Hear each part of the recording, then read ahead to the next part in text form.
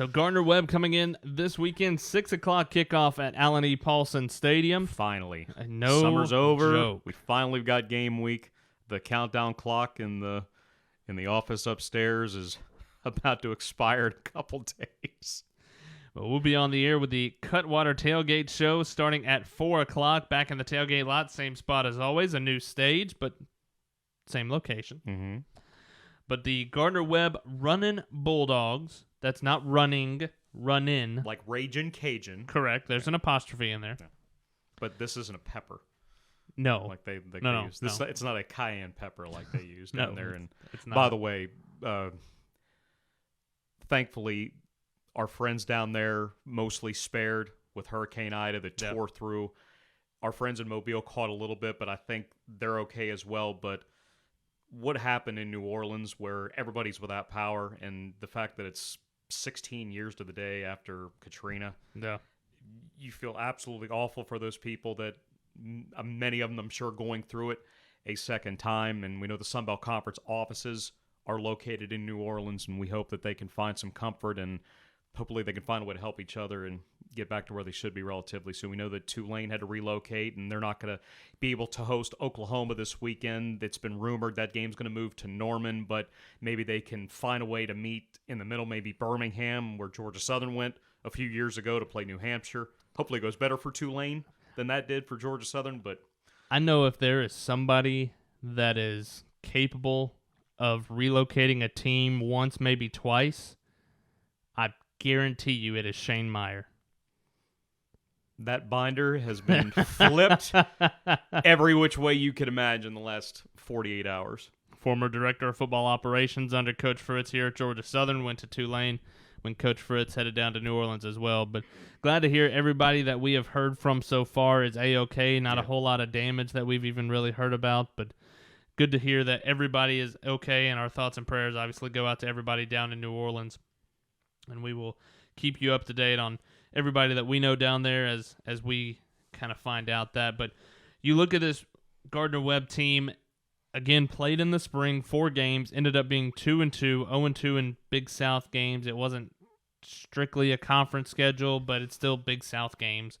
So 2-2 the record, and there's a couple of changing parts. We talked about a couple of key departures on, especially at wide receiver.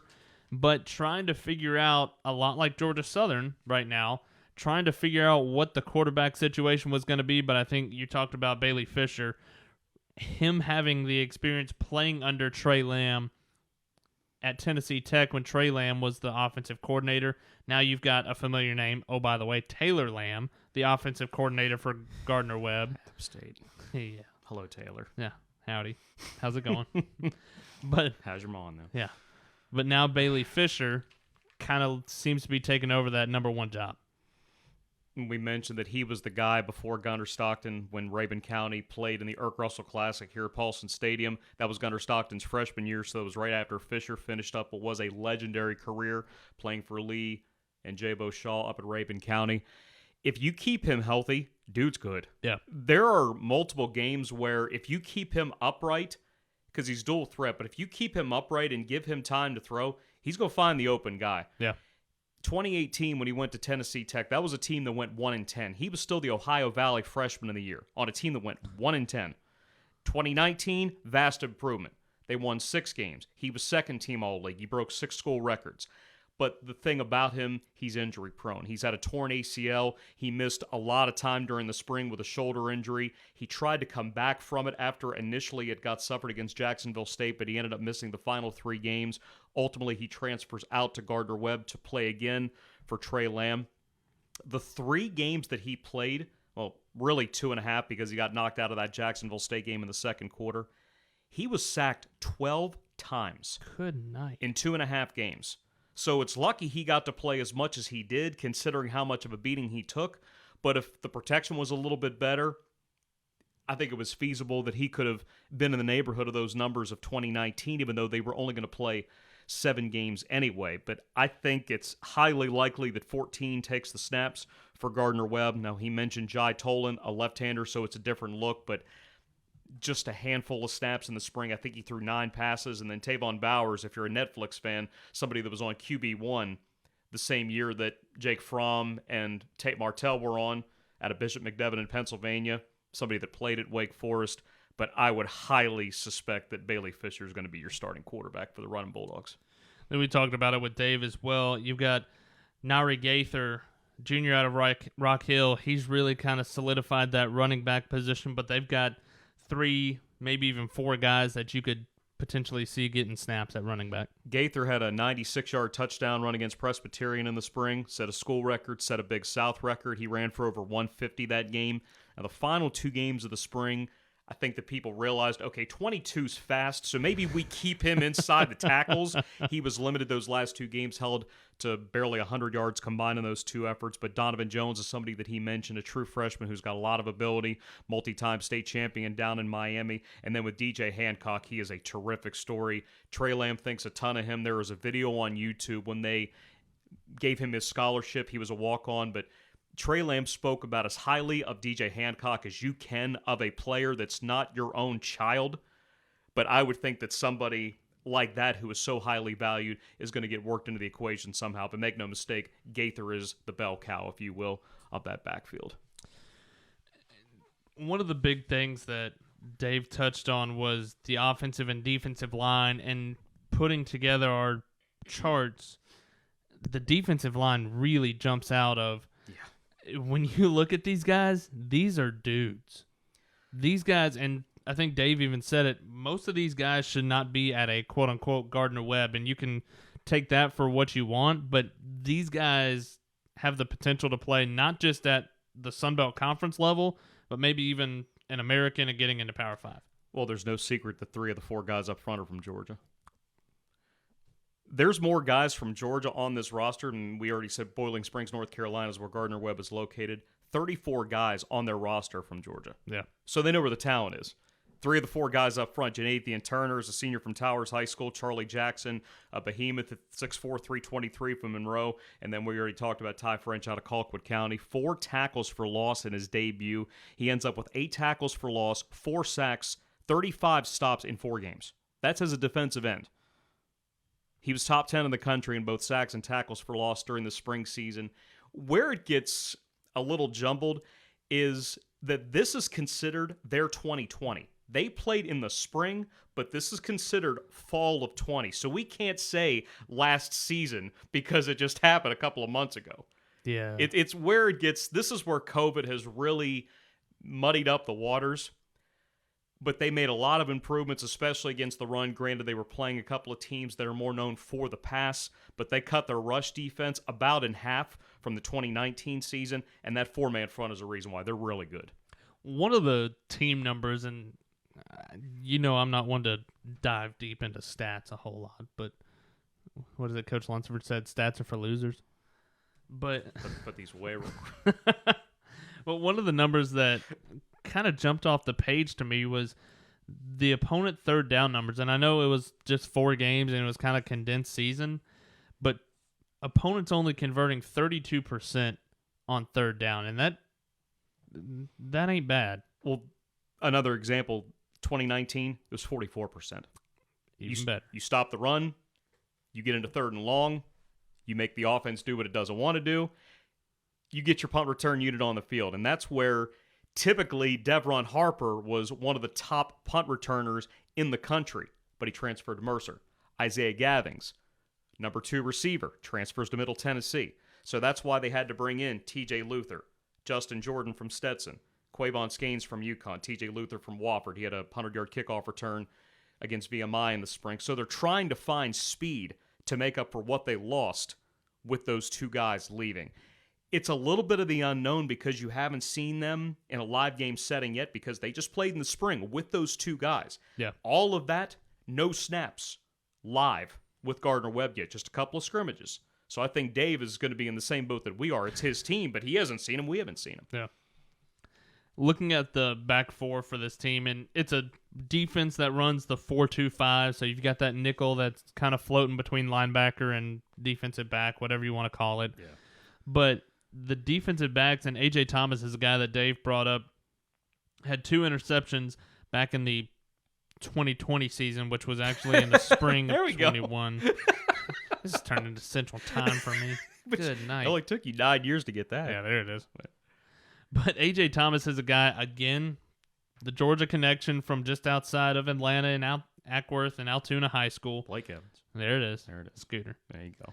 But so much talent on this secondary, and he talked about him and his broadcast partner fight whether the defensive front or the defensive backs are going to be who leads this defense. We talked that 3 of the front 4 defensive linemen are from Georgia. 3 of the 4 projected starters in the secondary are from Georgia. Malachi Buckner was a starter in the spring. Tucker High School, Damien Williams, the Georgia Tech transfer. He did not play in a game in Atlanta, but he went to Norcross.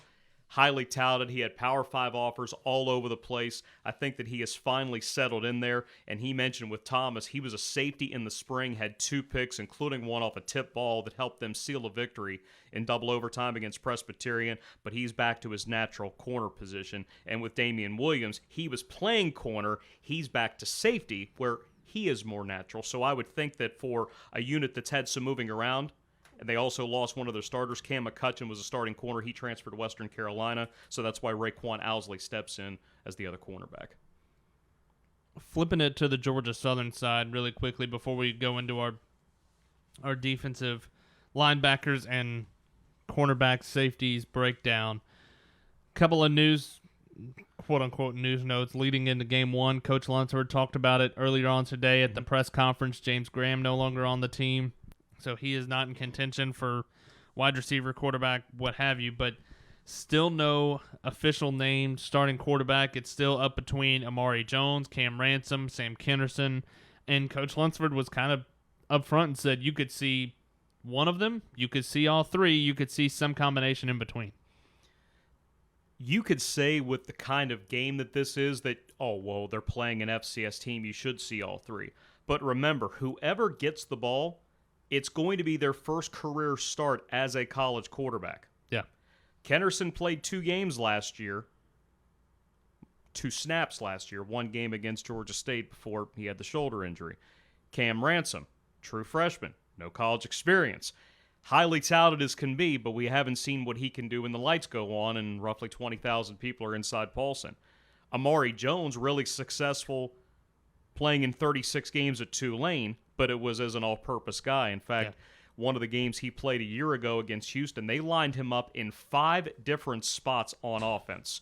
One of those was as a Wildcat quarterback, but as we have brought up in previous editions of this podcast, if he's in at quarterback, this is not just a Wild Eagle.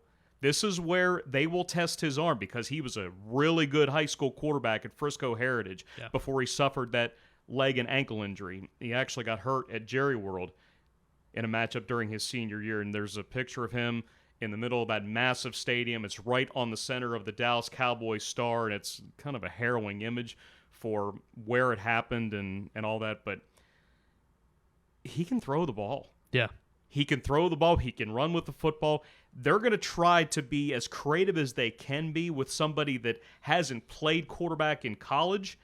Now, right now, he is listed as one of the kick returners, but depending on how much quarterback he does play, that could affect how he's used in the return game. Now, if it happens that Cam Ransom or Sam Kennerson rules the roost, then give it to Amari in 3 and 4 other ways. We just don't know how that's going to shake out yet. But if I'm sitting here talking to you and talking to everybody watching this, I think we're going to see all 3 of them on Saturday. Yeah, and I think with Amari Jones, you know he is going to be on the field. Yes. We talked about it with Phil Steele last week. He is too talented with the football to not be on the field in some way, shape, or form. So if he's not the quarterback, you will see him at running back. You might even see him as a slot receiver type deal. But he is going to be on the field. He is going to be an integral part of what Georgia Southern football is on the offensive side this year. 5 in blue and white will be touching the football somewhere between 10 and 20 times, whether it's as taking snaps, throwing, catching, running in the return game. His hands are going to have to be on the football. And even he spoke after one of the scrimmages. I want to say it was the first scrimmage. He said he's not a quarterback. He played it in high school, necessity. Took some wild, would that be the wild wave for Tulane? I feel like you got to adapt it to the tidal wave. The tidal wave. But it was more of a token thing. That wasn't where he was a dedicated quarterback. Now, if they only use him a couple of snaps, you can look at it that way for Georgia Southern, but the way that he runs drives in practice sometimes where he's in there for 10, 15 plays in a row, this isn't just, hey, let's change the pace. This is he's going to play the position and not be the deviation from the position. 6 o'clock. Back 8? Yeah. But we're not done yet. Oh, I'm sorry. I'm excited. I'm excited. I'm Dylan Springer. I'm excited. He was fired up today at the press conference. It's Monday. Yeah. It's Monday. 6 o'clock kickoff. Georgia Southern, Gardner Webb. Finally, you and I talked about it off air that this has been the longest summer ever. And I think that means we're getting old because... Oh, absolutely. Well, today, you I'm obviously literally today. Yeah. But as you're a kid, you can never wait for the summer to get there, and then you never want it to end.